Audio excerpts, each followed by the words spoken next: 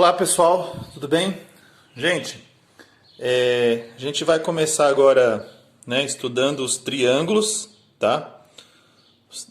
E suas propriedades,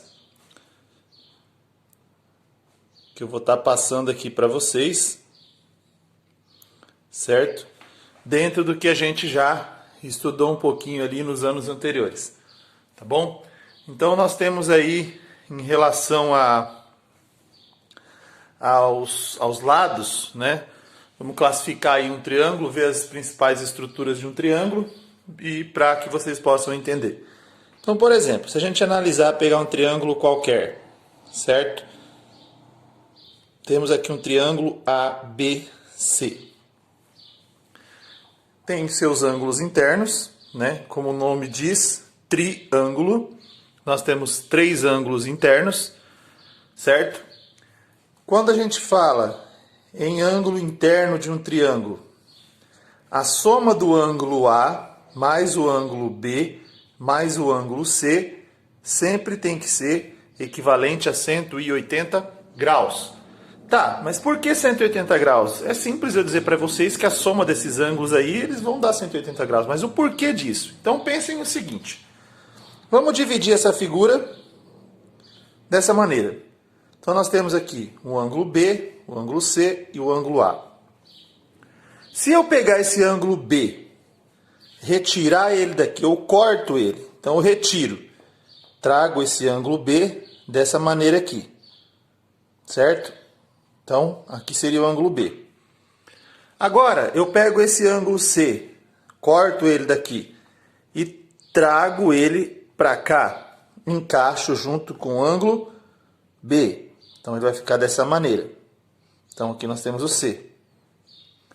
E finalmente eu pego essa ponta aqui do ângulo A, que foi o que sobrou, porque eu já excluí esses ângulos aqui, encaixei aqui. Pego esse ângulo A e viro essa ponta nesse sentido. Ficaria o ângulo A aqui. Certo? Isso prova que nós temos um total de meia volta. Como a gente diz que meia volta equivale a 180 graus, então por isso que nós dizemos que a soma dos 3 ângulos internos de um triângulo equivalem a 180 graus. Se a volta completa, eu tenho um giro completo em torno de um eixo, equivale a 360 graus, meia volta, ou seja, somente a metade, eu tenho 180 graus aqui, 180 graus aqui. Então, a soma dos 3 ângulos internos de um triângulo sempre vai ser equivalente a meia volta, ou 180 graus, tá certo? Vocês entendendo isso aí já é um bom caminho, tá? É um passo muito importante para a gente compreender as propriedades dos triângulos aí, principalmente em relação a ângulos e lados. Tá, agora vamos analisar o seguinte. Vamos classificar. Classificação. Alguns autores tratam essa classificação em quanto aos lados, quanto aos ângulos. Eu gosto de estar trabalhando em conjunto, quanto aos lados e ângulos ao mesmo tempo. Então, vamos ver o primeiro exemplo. Nós temos aqui o chamado triângulo equilátero, certo? Então, por que ele é equilátero? Se a gente cortar a palavra equi, significa igual, igualdade. E látero, lados, ou lado. Então significa que nós temos lados iguais, ou igualdade entre os lados. Então analisem o seguinte. Um triângulo comum, A, B e C. Ângulo A, B e C. Quando eu falo de lados, certo? Quando a gente está falando de lado, eu tenho aqui lados. Quantos lados? 1, 2, 3. Então, o primeiro é o lado AB. Então, eu tenho o lado AB. Tenho o lado B e o C. Lado BC. E também tem o lado AC. Ou seja, CA ou AC é igual. Então, se eu pegar esses 3 lados, eu formo esse triângulo. Só que diz que esses 3 lados, eles são congruentes. O que significa congruência? Significa que eles são iguais. Então, quando eu falo congruência, congruência significa igualdade, lados iguais.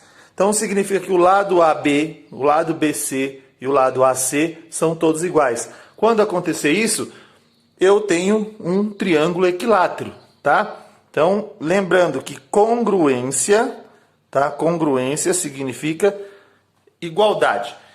Como que eu vou escrever isso? Então, na hora de escrever, eu digo que o lado AB é congruente ao lado BC, que também é congruente ao lado AC.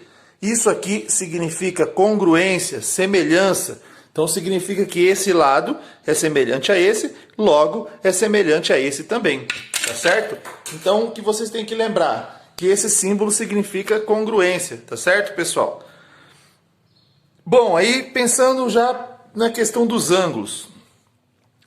Se todos os lados são iguais, os ângulos internos também têm que ser de mesma medida. Por que isso? Porque os meus lados são iguais, pessoal. Então, se eu tenho todas as medidas, todos os lados semelhantes, congruentes, os meus ângulos internos também serão congruentes. Então, nesse caso, o meu ângulo A, o ângulo B e o ângulo C seriam todos congruentes, ou seja, eles têm mesma medida, tá? Tá, mas se eles têm mesma medida, quanto vai ter cada um? Gente, é só pensar o seguinte, lá anteriormente que eu tinha dito para vocês, se eu pegar os três ângulos de um triângulo, quantos graus formam? 180. Então, se eu pegar esses três, tem que dar 180 graus. Só que se eles são todos iguais, eu vou pegar os 180, que é o total que eles têm que dar, e dividir por 3, porque todos eles são iguais, são semelhantes.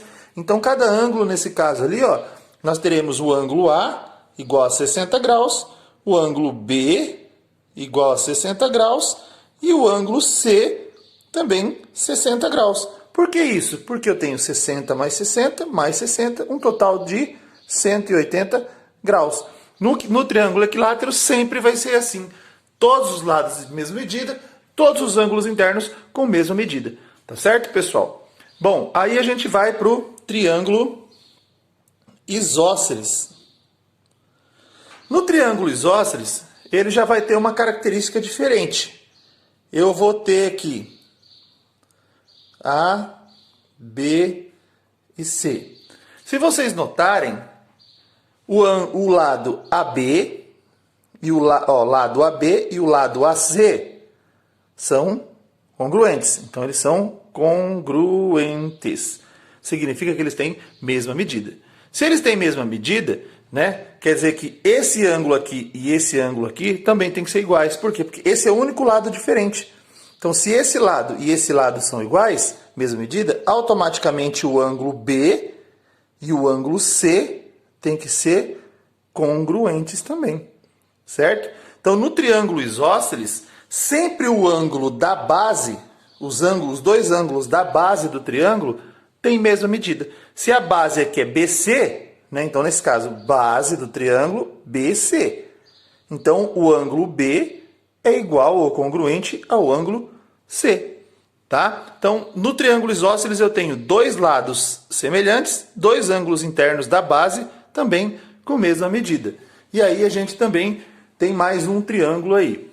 Para finalizar os três tipos de triângulos que nós estamos trabalhando em relação aos lados, aí já associando os ângulos também, nós temos o escaleno. O escaleno é o diferentão.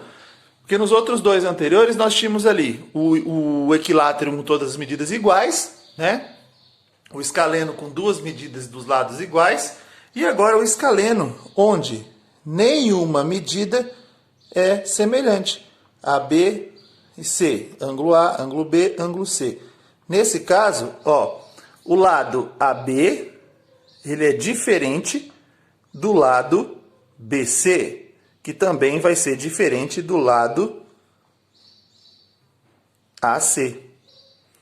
Sendo assim, o ângulo A é diferente do ângulo B, que também é diferente do ângulo C. Ou seja, eles não possuem nenhuma medida semelhante. Então o escaleno ele tem essa particularidade. Por exemplo, eu poderia ter um triângulo escaleno onde eu tenho no ângulo A 100 graus, no ângulo B eu poderia ter 50 graus e no ângulo C 30 graus. Também daria 180, porém com medidas diferentes. Isso aqui é só um exemplo, eu poderia ter outros valores.